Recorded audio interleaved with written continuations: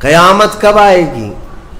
اس کے جواب میں رسول کریم صلی اللہ تعالیٰ علیہ وسلم نے مخفی انداز میں ارشاد فرمایا، جتنا پوچھنے والے کو معلوم ہے اتنا ہی پوچھے جانے والے کو بھی۔ ہاں یہ اور بات ہے کہ میں اس کی علامتیں تمہیں بتا دیتا ہوں۔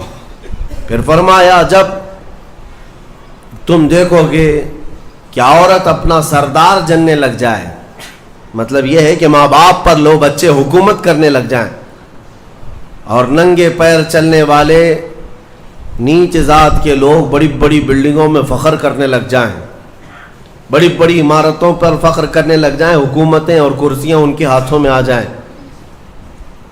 اور پھر جب تم دیکھو کہ گانے باجے کی کثرت ہو جائے، یہ دوسری احادیث کا مفہوم بھی اس میں آپ کے ساتھ رکھ رہا ہوں، زنا عام ہو جائے، تب تم انتظار کرو کہ قیامت بہت قریب آ چکی۔ میرے عزیزو، حضرت عمر فاروق رضی اللہ تعالیٰ عنہ فرماتے، ہم سب سن رہے تھے اور وہ اجنبی آیا اور سوالات کیا اور چلا گیا۔ حضرت عمر کہتے ہیں میں فوراً مجلس سے اٹھ کر باہر گیا کہ اس کو پکڑ کر کے پوچھوں کہ اتنے اہم سوالات کہاں سے لایا تھا، لیکن رسول پاک صلی اللہ علیہ وسلم نے مجھے بلایا، ادھر آؤ عمر۔ وہ کوئی مسافر نہیں تھا، وہ جبرائیل امین تھے جو تمہارا دین سکھانے آئے تھے۔ اتاکم جبرائیل یعلمکم دینکم، وہ تمہارا دین سکھانے تمہیں آئے تھے۔ بہرحال یہ حدیث جبرائیل اس کو کہتے ہیں۔ اس میں جو لفظ آیا ہے کہ تم اللہ کی عبادت ایسے کرو جیسے تم اسے دیکھ رہے ہو، یہ ہماری پوری زندگی کا حصہ ہونا چاہیے، پوری زندگی کا حصہ۔ اسی لیے میرے آقا صلی اللہ تعالیٰ علیہ وسلم سے سوال کیا گیا تھا، صحابہ نے پوچھا دنیا کی طاقتور چیزوں میں بڑی طاقت والی چیز کون سی ہے؟ ترتیب وار حضور اکرم صلی اللہ تعالیٰ علیہ وسلم نے ارشاد فرمایا لوہا ہے، لوہا بہت مضبوط چیز ہے۔ صحابی نے پوچھا کیا اس سے بھی زیادہ طاقتور کوئی چیز ہے؟ کہا ہاں، اس سے بھی زیادہ اگر طاقت آگ میں ہے، کیونکہ آگ لوہے کو پگھلا دیتی ہے۔ پوچھنے والے نے کہا کیا آگ سے بھی زیادہ طاقت کسی میں ہے؟ حضور نے فرمایا ہاں، پانی میں ہے، پانی آگ کو بھی بجھا دیتا ہے، پانی کی طاقت بہت زیادہ ہے، سونامی پانی ہی سے تو آتا ہے۔ اور اس کے بعد پھر پوچھنے والے نے کہا کیا پانی سے بھی زیادہ طاقت کسی کی ہے؟ آپ صلی اللہ علیہ وسلم نے فرمایا ہاں، دنیا میں سب سے زیادہ طاقت ہوا کے اندر ہے، وہ پانی ہو کہ لوہا ہو کہ آگ ہو، سب کو ہوا اڑا لے جاتی ہے، اور ہوائیں جب جوش میں آئیں یا جلال میں آئیں تو بڑے بڑے پہاڑ بھی کھسک سکتے ہیں۔ ہواؤں کی طاقت کا اندازہ تم نہیں لگا سکتے، گھروں کی چھتیں اکھاڑ لیں گی اور لوگوں کو تہس نہس کر دیں گی ہوائیں اگر جلال میں آئیں۔ تو پھر پوچھنے والے نے پوچھا کیا اس سے بھی زیادہ طاقت کسی کے اندر ہے؟ حضور پاک صلی اللہ علیہ وسلم نے فرمایا ہاں، ایک چیز میں ہے اور اس سے زیادہ پھر کسی کی چیز میں نہیں۔ پوچھا وہ کیا ہے؟ میرے آقا صلی اللہ علیہ وسلم فرماتے ہیں اس ہاتھ میں ہوا سے زیادہ طاقت ہے جو اللہ کی راہ میں عطا کیا تو دوسرے ہاتھ کو خبر نہ ہوگی۔ یہ اخلاص والا ہاتھ، اخلاص والا ہاتھ کہ اسے خود خبر نہ ہوئی ہو کہ اس نے اللہ کی راہ میں دیا ہے تو کتنا دیا، کیسے دیا۔ میرے عزیزو، یہ اس کو اخلاص کہتے ہیں، یہ خالص اللہ کے لیے دیا، خالص اللہ کے لیے دیا، اس کی طاقت بہت زیادہ ہے۔ اب آپ کو میں وہ نکتہ بھی سمجھا دوں، اولیاء اکرام کی کرامتیں سنتے رہتے ہیں، میاں وہ کیا کھا کر کے اتنی طاقت بنائے تھے۔ غوث پاک رضی اللہ تعالیٰ عنہ بغداد میں بیٹھے ہوں اور دریا میں اگر سیلاب یا طوفان آ جائے اور کشتی بھنور میں پھنسنے لگے تو کئی واقعات ہیں کہ کشتی میں بیٹھے ہوئے مسافروں نے دیکھا کہ غوث پاک تشریف لائے، ان کی کشتی کو سل دیا، سنبھالا۔ جن کشتیوں میں پھٹن تھی یا پانی آ رہا تھا، یہ طاقت کیسے، یہ تصرف کیسے ان کے پاس حاصل ہوا؟ کوئی کھانا پانی ایسا ہے دنیا میں جس کو کھانے کے بعد اتنی بڑی طاقت مل جاتی ہے؟ میرے عزیزو، یہ اولیاء کاملین کے پاس جو بھی طاقت تھی وہ اخلاص کی طاقت تھی، وہ جو عمل کرتے تھے وہ خالص اللہ کے لیے کرتے تھے، خالص اللہ کے لیے، اور وہ اپنے آپ کو تک فنا کر چکے ہوتے اللہ رب العزت کی بارگاہ میں۔ اسی لیے میرے عزیزوں ان طاقتوں کے سامنے دنیا کی کوئی طاقت ٹک نہیں پاتی. اخلاص کی طاقت. آج تم کر کے تو دیکھو, اللہ رب العزت کی بارگاہ میں اگر مخلص ہو گئے تو شیطان جو چیلنج کر کے آیا تھا اللہ کی بارگاہ میں, لَأَقْعُدَنَّ لَهُمْ صِرَاطَكَ الْمُسْتَقِيمَ, مولا میں تیرے سیدھے راستے پر بیٹھ جاؤں گا, جو بھی تیرے سیدھے راستے سے گزرے گا میں اس کو بہکاؤں گا, کبھی دائیں جانب سے, کہیں بائیں جانب سے, کبھی آگے سے, کبھی پیچھے سے. قرآن کی آیت میں بتا رہا ہوں آپ کو, 8ویں پارے میں اللہ نے فرمایا, شیطان یہ چیلنج کیا اللہ سے, قیامت تک تو مجھے مہلت دے دے, میں تیرے بندوں کو بہکاؤں گا. اور پھر اللہ تبارک و تعالیٰ سے وہ کہتا ہے کہ ان سب کو سیدھے راستے سے میں ہٹاؤں گا. لیکن شیطان نے اخیر میں ایک جملہ یہ بھی کہا, مولا یہ جتنے بھی سیدھے راستے پر چلیں گے ان کو بہکا تو دوں گا, الا عبادک منہم المخلصین, مگر تیرے وہ بندے جو اخلاص کے ساتھ تیری عبادت کرتے ان پر میرا داؤ نہیں چل سکے گا, میں انہیں نہیں بہکا سکوں گا. اب اندازہ کرو کہ شیطان جس کے پاس ساری طاقتیں آ جاتی ہیں باطل طریقے سے وقتی طور پر, وہ عاجز آ گیا, تو پھر دنیا کی یہ چھوٹی موٹی طاقتیں تمہارا کیا بگاڑ لیں گی. اگر اخلاص تمہارے اندر آ جائے, خلوص کی دولت آ جائے, دنیا میں جو کچھ بھی کر رہے ہو سب دکھاوے کے لیے نہیں ہے. کچھ عبادتیں ایسی ہیں جو تمہارے ساتھ راز رہے تمہارے اور تمہارے پروردگار کے بیچ. ہر بات کی تشہیر کرنا ضروری نہیں ہوتا کہ لوگوں کی مدد آپ نے کیا تو پیپر میں چھاپ دیا, اور آپ کوئی نیکی کر رہے ہیں تو ضروری نہیں ہوتا کہ ہر چیز کی تشہیر کی جائے. ہاں کچھ چیزوں میں حکمت اور مصلحت ہو سکتی ہے کہ لوگوں کو نیکی کی طرف بلانے کے لیے اعلان کیا گیا ہو, لیکن ہر چیز میں نہیں. عزیزان گرامی وقار, اخلاص جب کسی کے پاس ہو تو ایک اور حدیث میں آپ کو بتا دوں, بندے جو عبادت کرتے ہیں نا یہاں پر دنیا میں بھی, سب کا کچھ نہ کچھ ایک غرض ہے, کچھ نہ کچھ ایک مقصد ہے. آپ نماز کے لیے آئے ہیں یا نیکیاں کر رہے ہیں یا گناہوں سے بچ رہے ہیں تو کوئی تو غرض ہوگی. حدوں میں سے ایک چیز ہوگی, جہنم کا خوف ہوگا, اللہ کے عذابات سے ڈر لگتا ہوگا, اس لیے نماز پڑھ لیتے ہیں, پوری اپنی صحیح کر لیتے ہیں. یا تو پھر جنت کی نعمتوں کا شوق ہوگا کہ جنت میں جانا ہے, صحابہ تابعین اولیاء کاملین کے پڑوس میں رہنا ہے. یا تو شوق ہے یا تو ڈر ہے, اور یہ دونوں چیزیں بندے کو عبادت کرواتی ہیں. قیامت کے دن کے متعلق حدیث میں ملتا ہے, جب بخشے گئے ہوئے لوگ جن کو جنت بھیجا جا رہا ہے, جنتیوں کی بات کر رہا ہوں عام کی نہیں, تو اس میں 3 کیٹیگری ہوں گی. ایک جماعت ہوگی جن سے اللہ تعالیٰ فرمائے گا کہ اے بندو تمہارے اوپر آج جنت کھول دی گئی, تم بخش دیے گئے ہو, تم عبادت کرتے تھے دنیا میں, بتاؤ کیوں کرتے تھے. وہ بندے کہیں گے کہ مولا تیری جہنم سے بڑا ڈر لگتا تھا, اس کے عذابات کا خوف تھا, اس لیے ہم عبادت کرتے تھے. رب تعالیٰ فرماتا ہے کہ جس چیز سے تم ڈرتے تھے میں نے آج بچا لیا, جاؤ میری جنت میں. ان کو جنت بھیج دیا جائے گا. دوسری ایک جماعت, ان سے رب تبارک و تعالیٰ پوچھے گا تم کیوں عبادت کرتے تھے, تم بھی جنت کے مستحق ہو گئے ہو, آج بخشے گئے ہو. وہ لوگ کہیں گے کہ مولا ہمیں تیری جنت کی نعمتیں سننے کے بعد اس قدر شوق تھا کہ ہم وہ نعمتیں حاصل کرنے کے لیے دن رات عبادت کیے, ذکر کیے, تسبیح پڑھے, اور آج کامیاب ہوئے. رب تعالیٰ فرماتا ہے میری جنت کی خواہش کرنا بھی نیکی ہے, جاؤ میں تمہیں جنت دیتا ہوں. وہ بھی جنت میں چلے گئے. تیسری جماعت تھی, ان سے پوچھا جائے گا تم کیوں عبادت کرتے تھے, تم بھی آج جنت کے مستحق ہو گئے.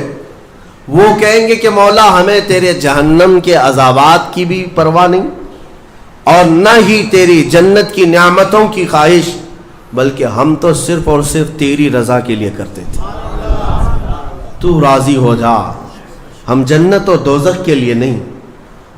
تو رب تبارک و تعالیٰ فرماتا ہے کہ یہ میرے مخلص بندے ہیں, خالص پیور اللہ کے لیے کرتے تھے. رب تعالیٰ فرماتا ہے جاؤ میں تم سے راضی ہو گیا, تم بھی جنت میں. جنت میں جانے کا حکم دے دیا جائے لیکن فرمایا گیا وہ جماعت رک جائے گی، وہ کہیں گے نہیں ہم جنت میں نہیں جائیں گے۔ ایسا بھی کوئی ہے؟ وہ کہیں گے کہ مولا اگر ہم جنت میں جائیں گے تو اندر جو جنتی ہیں وہ ہمیں تانا ماریں گے، تم بھی جنت کے لیے کرتے تھے اور بولے کچھ اور ہو، بدلہ تو تم نے بھی لے لیا عبادتوں کا، ہمیں اپنی عبادتوں کا بدلہ نہیں چاہیے۔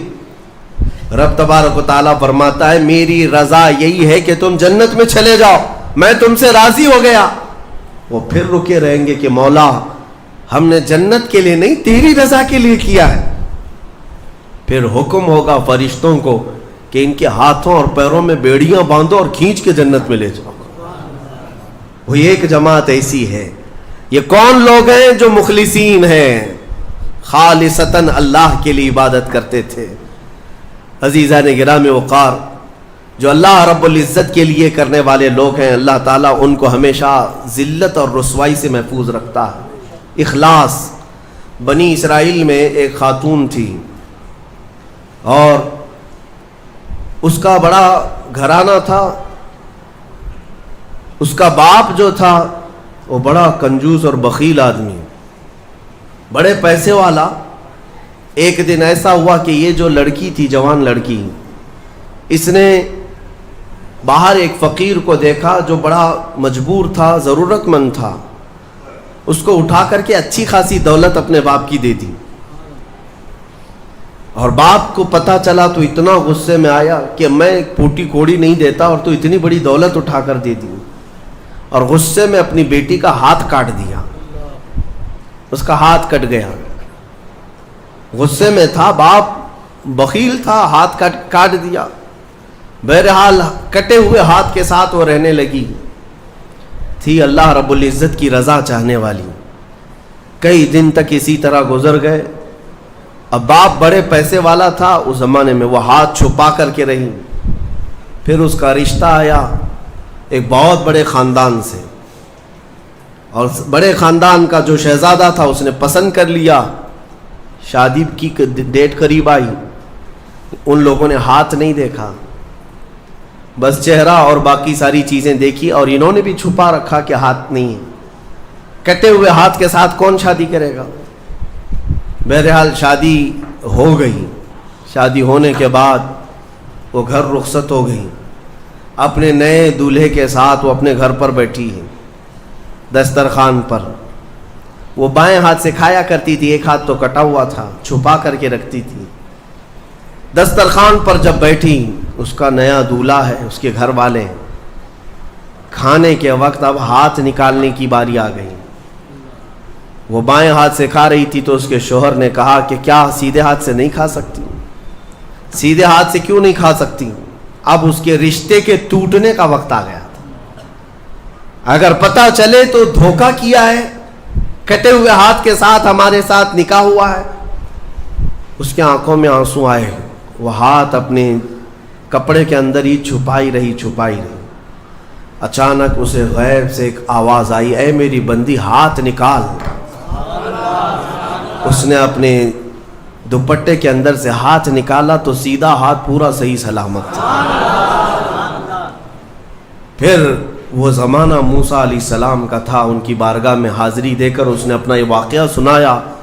سیدنا موسیٰ کلیم اللہ فرمانے لگے، مولا نے مجھے یہ وحی دے کر بھیجا اور ارشاد فرمایا کہ اے موسیٰ ہم اس ہاتھ کو شرمندہ نہیں ہونے دینا چاہتے جو ہاتھ میری بارگاہ میں اخلاص سے اٹھاؤ۔ میرے عزیزو، یہ اخلاص کی دولت ہے۔ جو خالصتاً اللہ کے لیے کچھ کیا ہو، مولا اسے کبھی ذلیل نہیں ہونے دے گا، اسے بے عزت نہیں ہونے دے گا۔ اسی لیے کچھ کام ایسے کر جاؤ جو خالصتاً اللہ کے لیے ہو۔ رب تبارک و تعالیٰ کے لیے اب تک کیا کیا ہے اس کا بھی آپ کے پاس کچھ تو ہونا چاہیے۔ اگر اپنی زندگی میں آپ احتساب کریں، اپنا ہی محاسبہ کریں کہ میں جوانی سے لے کر اب تک جتنے کام کیا ہوں، کوئی کام ایسا ہے جو خالص اللہ کے لیے کیا ہو؟ رسول پاک صلی اللہ تعالیٰ علیہ وسلم کی ایک حدیث میں آپ کے سامنے عرض کرتا ہوں، اخلاص میں کتنی طاقت ہے وہ بتاتا ہوں۔ حضور اکرم صلی اللہ علیہ وسلم فرماتے ہیں، صحیح حدیث ہے یہ، 3 لوگ سفر پر تھے، 3 دوست تھے، یہ تینوں سفر پر تھے۔ اور یہ پہاڑوں کے راستے سے جا رہے تھے. ایک پہاڑ کے غار میں ان لوگوں نے پناہ لینے کے لیے تھوڑی دیر آرام کیا اور بارشیں شروع ہو گئیں, طوفانی بارش. اور ایسی بارشیں آئی کہ پہاڑ کے پتھر کھسکنے لگے اور ایک بہت بڑی چٹان کھسک کر کے یہ غار کے منہ پر آ کر گر گئی. غار بند اور یہ اندر 3 بیٹھے ہوئے ہیں. ہاتھ کے ہلانے سے تو پتھر جانے والا نہیں, ایک بڑی چٹان گر کر کے بند ہو چکی, ان کی قبر وہیں بننے والی. 3 لوگ ہلا کر کے کیا ہٹا سکتے تھے؟ اب تینوں لوگوں نے کیا کیا؟ میرے آقا صلی اللہ علیہ وسلم فرماتے ہیں تینوں رونے لگے کہ اب ہماری موت یہیں پر ہونے والی ہے, ختم ہے. لیکن اس سے پہلے چلو اللہ کی بارگاہ میں اپنی زندگی کی کوئی ایسی چیز ہو جو تم نے خالص اس کے لیے کیا تھا, اس نیکی کو وسیلہ بنا کر کے دعا کرتے ہیں, دیکھتے ہیں پتھر ہٹتا ہے کیا. تو تینوں نے اپنی اپنی زندگی کی ایک ایک چیزیں شمار کرنا شروع کیا. توجہ چاہتا ہوں. پہلے ایک بندہ سجدے میں گرتا ہے اور عرض کرتا ہے مولا تو جانتا ہے میری ایک بوڑھی ماں تھی, ماں کی خدمت بہت کیا کرتا تھا, ماں کی بہت تعظیم کرتا تھا. ایک دن رات کو جب میں گھر پہنچا تو میرے پاس صرف ایک روٹی تھی اور تھوڑا سا دودھ تھا. میرے گھر کے کئی بچے تھے, بچے بھی بھوکے تھے, لیکن میری ماں بوڑھی تھی. تو میں جب بھی گھر رات کو پہنچتا پہلے اپنی ماں کو کھلاتا, اس کے بعد اپنے بچوں کو کھانا دیتا. اس دن ایسا ہوا کہ میرے پاس صرف ایک روٹی اور تھوڑا سا دودھ تھا, ماں بھی بھوکی تھی اور بچے بھی. بچے آ کر لپٹ گئے, کہنے لگے کہ ہمارے لیے کھانا, بھوک کی شدت ہے. میں نے بچوں کو تھوڑی دیر کے لیے بٹھایا گھر کے باہر اور اس روٹی کو چور کر دودھ میں اپنی بوڑھی ماں کو کھلایا. میری بوڑھی ماں جو بھوکی تھی وہ پوری روٹی کھا گئی اور پورا شکم سیر ہو کر وہ دعا کرتے ہوئے سو گئی. اس رات کو میں بھی بھوکا رہا, میرے بچے بھی بھوکے رہے. ہمارے گھر میں اس کے علاوہ کوئی کھانا نہیں تھا. اے رب ذوالجلال, میں نے اپنی ماں کے ساتھ یہ جو حسن سلوک کیا خالص تجھے راضی کرنے کے لیے, خالص تجھے راضی کرنے کے لیے. مولا اگر یہ میری نیکی تجھے پسند ہے تو یہ چٹان کو ہٹا دے. وہ دعا کر رہا تھا, چٹان تھوڑی کھسک گئی, اپنے آپ کھسک گئی, لیکن اتنی نہیں کہ وہ نکل سکیں. دوسرا جو ساتھی تھا وہ سجدے میں گرا اور وہ دعا کرنے لگا. یہ پوری حدیث پاک موجود ہے جس کو میرے آقا نے بیان کیا. میرے عزیز و زندگی میں کوئی ایسی چیز ہو جو اللہ کے لیے کیا ہو, پھر دیکھنا زندگی کی مصیبتیں آئیں, اسی نیکی کو تم اللہ کی بارگاہ میں رکھ سکتے ہو. دوسرا سجدے میں گرتا اور کہتا ہے مولا تو بہتر جانتا ہے میں اپنی چچیری بہن کا عاشق ہو گیا تھا. اس کی چچیری بہن تھی, چاچا کی بیٹی, عاشق ہو گیا اور ہم دونوں میں معاشقہ چلنے لگا, ایک دوسرے سے محبت کرنے لگے. ایک دن ایسا آیا کہ ہمارے گھر والے اور اس کے گھر والے سب باہر چلے گئے, ہم دونوں تنہا رہ گئے اور ہم دونوں ایک کمرے کے اندر آئے. ہم دونوں نے گناہ کرنے کا ارادہ کر لیا. شادی تو نہیں ہوئی تھی, نکاح بھی نہیں ہوا تھا, دونوں کھڑے ہوئے, گناہ کرنے کا ارادہ ہی تھا کہ ہم دونوں کو اچانک خیال آیا میرا رب دیکھ رہا ہے. ہم کپڑے اتارے اس کے سامنے جو ہمارے دلوں کے حالات بھی جانتا ہے. تو وہ میری چچیری بہن وہ بھی رونے لگی, میں بھی رونے لگا اور ہم ایک دوسرے کو ہاتھ نہیں لگائے. مولا اس زنا سے اور اس بدکاری سے اگر میں بچا تھا تو میرے رشتہ داروں سے ڈر کر نہیں, خالص تیری رضا کے لیے کہ مولا کریم کے اس سلطنت کو میں اپنے گناہوں سے پامال نہیں کروں گا. تو جب یہ وہ کہنے لگا اور عرض کیا مولا اگر میں وہ رات گناہ سے بچاؤں, تیری بارگاہ میں میرا وہ بچنا پسند ہے تو اس چٹان کو تو ہٹا دے. حدیث پاک میں چٹان اور کھسک گئی. تیسرا شخص تھا وہ سجدے میں گرا اور کہنے لگا اے رب ذوالجلال تو بہتر جانتا ہے میں ایک زمین اور جائیداد کا مالک تھا, میرے پاس کئی مزدور کام کیا کرتے تھے اور ایک مرتبہ ایسا ہوا کہ میں مہینہ ختم ہوتے ہی سارے مزدوروں کو ان کی تنخواہ دے دیا کرتا. ایک مزدور ایسا ہے جو اپنی تنخواہ لیے بغیر چلا گیا. ایک مزدور تنخواہ لیے بغیر چلا گیا اور اس کی تنخواہ میں نے سنبھال کر رکھی اور اس سے ایک بکری خرید لیا. میاں لوگ تو کسی کی سیلری ہو دبا کر کے کھا جائیں گے, اور یہ حدیث پاک میں جس کے لیے کہا جا رہا ہے وہ بندہ کہتا ہے میں اس کی پوری تنخواہ سے ایک بکری خرید لیا, بکری کو پالنے لگا. وہ مزدور آیا نہیں, وہ مزدور چلا گیا, مہینوں چلا گیا. بکری کو میں پالتا رہا, بکری نے بچے دی, بچوں کے بچے ہوئے, بچوں کے بچے ہوئے. اے رب ذوالجلال تو نے اتنی برکت دی کہ اس ایک بکری سے ایک پورا میدان کئی ہزار بکریاں بھر گئی. کئی ہزار بکریاں کئی سالوں کے اندر. وہ ان بکریوں میں نہ کسی کو بیچتا تھا نہ کسی کو ذبح کرتا تھا, سب بکریاں رکھا. کئی سالوں کے بعد اچانک وہ مزدور واپس آیا اور اس نے آ کر مجھ سے کہا کہ مالک میں آپ کے ہاں خدمت کرتا تھا, آپ کو یاد ہے کچھ سالوں پہلے میں نے اپنی تنخواہ چھوڑ دی تھی, ایک مہینے کی تنخواہ نہیں لیا تھا. تو میں نے اس سے کہا کہ ہاں مجھے اچھی طرح سے یاد ہے, اور اس کا ہاتھ پکڑ کر کے ان بکریوں کے ریوڑ کے پاس لے گیا اور کہا یہ تیری تنخواہ ہے, یہ پوری تیری تنخواہ ہے. اس نے کہا میرے ساتھ کیا مذاق کر رہے ہو مالک, میری تنخواہ اتنی ہے کہ اس زمانے میں ایک بکری بھی نہیں آ سکتی. اس نے کہا ہاں بالکل تو صحیح کہہ رہا ہے, لیکن اس زمانے میں ایک بکری خرید لی میں نے, اور اسی بکری سے اللہ نے اتنی برکت دی, اس میں میرا ایک بھی حصہ نہیں. تیری ان بکریوں کا دودھ تک میں نے نہیں پیا, صرف اور صرف تیرے انتظار میں, اور یہ ساری بکریاں تو لے جا. اور وہ مزدور خوشی خوشی اپنے پورے ریوڑ کو, آج کے زمانے کے وہ کئی لاکھوں کی بکریاں ہوں گی, وہ مزدور لے گیا. اب یہ بندہ کہتا ہے اے رب ذوالجلال میں نے یہ امانت اگر سنبھالی تھی تو خالص تیری رضا کے لیے, مولا صرف تجھے راضی کرنے کے لیے, ورنہ پیسے کھا جاتا تو کون کیا کر لیتا, وہ مزدور کون سا وصول کر لیتا. کہتا نہیں مجھے یاد نہیں, اب میں پہچانتا بھی نہیں. نہیں مولا میں نے تیری رضا کے لیے کام کیا, اگر تجھے یہ پسند ہے تو یہ چٹان ہٹا دے. حدیث پاک میں ہے اس نے جیسی یہ دعا کیا پوری چٹان ہٹ گئی, پوری چٹان کھسک کر ختم ہو گئی, ان کا راستہ صاف ہوا. پتہ یہ چلا حدیث پاک کا یہ مفہوم ہے. میرے عزیزوں میں اب آپ کے سامنے عرض کرتا ہوں, ایسی بڑی بڑی چٹانیں آج بھی ہم پر گر رہی ہیں, مصیبتوں کی چٹانیں, ظلم کی چٹانیں, لوگوں کے تان و تشنی اور لوگوں کی گالی گلوچ کی چٹانیں.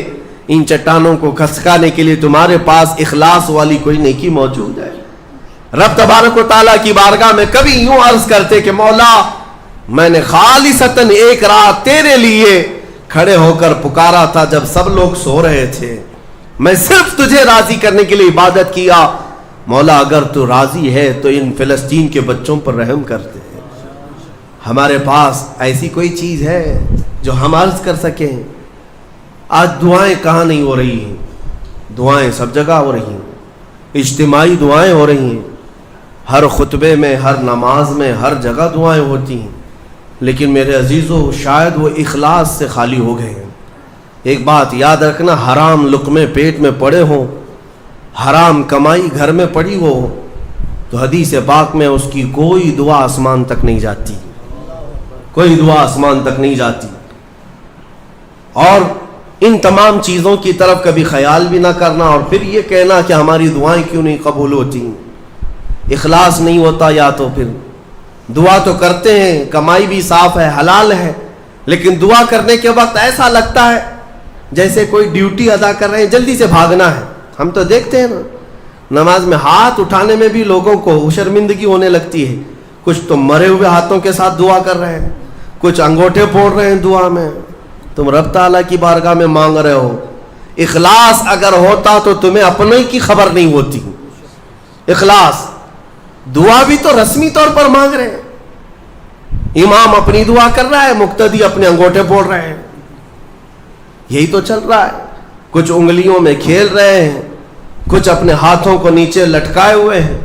میرے آقا صلی اللہ تعالیٰ علیہ وسلم جب دعا کرتے ہیں, صحابہ کہتے ہیں کبھی کبھار حضور روتے ہوئے اتنی بلند ہاتھ اٹھا لیتے کہ حضور کے بغلوں کی سفیدی نظر آتی تھی. خانہ کعبہ کے پاس حرم پاک میں کبھی حضور دعا کرتے ہیں. میرے عزیزو دعا ایک طرح سے بھیک مانگنا ہے, اور وہ بھی پروردگار عالم کی بارگاہ میں. اور تمہارے انداز دیکھے جاتے ہیں, تمہارا اخلاص بھی دیکھا جاتا ہے. مانگنے میں ہی تم سیریس نہیں ہو, صرف رٹی رٹائی ہوئی چیزیں بولے جا رہے ہو, یعنی کسی نے یاد کرا دیا بس وہی بولے جاؤ. تمہارا دل کب کہہ رہا ہے, دل کی حضوری کے ساتھ کب کہہ رہے ہو؟ کچھ چیزیں خاص ہیں, صغیرہ کبیرہ ہمارے معاف کر دے, اس کو پتہ ہی نہیں صغیرہ کون ہے کبیرہ کون ہے. یہ تو رٹی ہوئی چیزیں بولے جا رہے ہو نا. اے اللہ ہمارے صغیرہ کبیرہ معاف کر دے. کیا ہے صغیرہ کبیرہ؟ کچھ پتہ نہیں, مولوی صاحب نے سکھایا تھا. دل کا جب حضور نہیں, دل کا اخلاص نہ ہو تو پھر کیا چیز مانگ رہے ہو اللہ کی بارگاہ میں؟ اخلاص یہ سب سے بڑی طاقت ہے. اگر یہ نہیں ہے تو عبادتوں کی جان ہی نہیں ہے. عبادتوں کی جان ہی نہیں ہے. عبادتوں کی جان اخلاص ہے. یہاں تک کہ امام غزالی رحمۃ اللہ تعالی علیہ نے ایک واقعہ ایسا بھی لکھا ہے, وہ پڑھنے کے بعد مجھے بڑی حیرت ہوتی ہے. ایک بزرگ تھے, 30 سال تک انہوں نے پہلی صف میں کھڑے ہو کر نماز ادا کی. 30 سال تک ایک بھی نماز ان کی تکبیر اولا بھی نہیں چھوٹی امام کے پیچھے. تکبیر اولا, امام جب پہلی تکبیر باندھ رہا ہے اس تکبیر میں وہ حاضر رہتے تھے. جماعت تو دور کی بات ہے, چھوٹنا, پہلی تکبیر کبھی نہیں چھوٹی 30 سال تک. 30 سال کے بعد ایک دن ایسا اتفاق ہوا کہ وہ مغرب میں لیٹ ہو گئے, 1 رکعت ہو گئی تھی. اور 30 سال کے بعد صفیں بھر گئی تھی, پیچھے جگہ ملی. وہ آئے اور کہا آج اگر میں پیچھے نماز پڑھوں گا سب گھوم گھوم کے مجھے دیکھیں گے. 30 سال سے جو پابند تھا کہاں گیا کہاں گیا, ہوتا یہی ہے سب. وہ شرمندگی کے مارے کہ لوگ مجھے دیکھیں گے کیا سوچیں گے, گھر چلے گئے. گھر جا کر مغرب پڑھ لی. عشاء میں آنے میں پھر ڈر لگنے لگا کہ اب تو پوری نماز میں ہی نہیں گیا تھا, لوگ سوچیں گے. 30 سال کے بعد پہلی نماز آپ کی نہیں ہوئی ہے, کہاں گئے تھے کہاں گئے. عشاء میں بھی نہیں آئے, عشاء میں بھی نہیں آئے. اس زمانے میں ایک بڑے کامل بزرگ تھے, ان کو خبر کی گئی آج ایک بڑا حادثہ ہو گیا ہمارے شہر میں. کہا کیا؟ کہا فلاں بزرگ جو 30 سال سے مسجد میں تکبیر اولا کی بھی پابندی کرتے تھے آج وہ غائب ہے. تو اس بزرگ نے فرمایا چلو ہم ملتے ہیں. جا کر کے ملے کہ کیا ہے, طبیعت خراب ہو گئی, علیل ہو گئی, کیا ہوا؟ انہوں نے کہا کچھ ہوا نہیں, لیکن تھوڑا سا لیٹ ہو گیا مغرب میں, اور پھر پیچھے جگہ مل گئی 5-6 صفوں کے پیچھے. میں نے یہ سوچا کہ لوگ بعد میں کیا کہیں گے, لوگ کیا کہیں گے کہ اتنے سالوں کی پابندی کے بعد آج تمہاری پہلی صف بھی نہیں ہوئی, پہلی تکبیر بھی نہیں ہوئی. اس بزرگ نے کہا کس سے؟ 30 سال کی پابندی کرنے والے سے. کہا میاں جاؤ پچھلے 30 سال کی پوری نمازیں قضا کر لو, واپس دوبارہ پڑھ لو, اعادہ کرو. اس لیے کہ 30 سال جو تو نے پابندی کی نمازوں کی, وہ تو یہی سوچ کر کے کہ لوگ کیا کہیں گے. آج تیرے دل میں یہ جو خیال آیا کہ لوگ کیا کہیں گے مغرب کے پیچھے ہو جانے سے, اس کا مطلب ہے کہ 30 سالوں تک جو تو نے پابندی کی یہ لوگوں کے لیے کیا, اللہ کے لیے نہیں. جاؤ واپس لوٹاؤ 30 سال کی نماز سے. رونگٹے کھڑے ہو جاتے ہیں جب میں یہ پڑھا. واقعی میرے عزیزوں, اس بات کا خیال بھی نہیں آنا چاہیے ہمیں عبادتوں میں کہ لوگ ہمیں کیا کہیں گے. اللہ رب العزت کا ذکر ایسے کرو کہ مدہوش ہو جاؤ, صرف میرا مولا مجھے دیکھ رہا ہے, دنیا کیا کہہ رہی اس سے ہمیں کیا غرض ہے. آج یہی بیماری نے بہت ساری عبادتوں میں ہمارے خلل ڈال رکھا ہے, خلل ڈال رکھا ہے.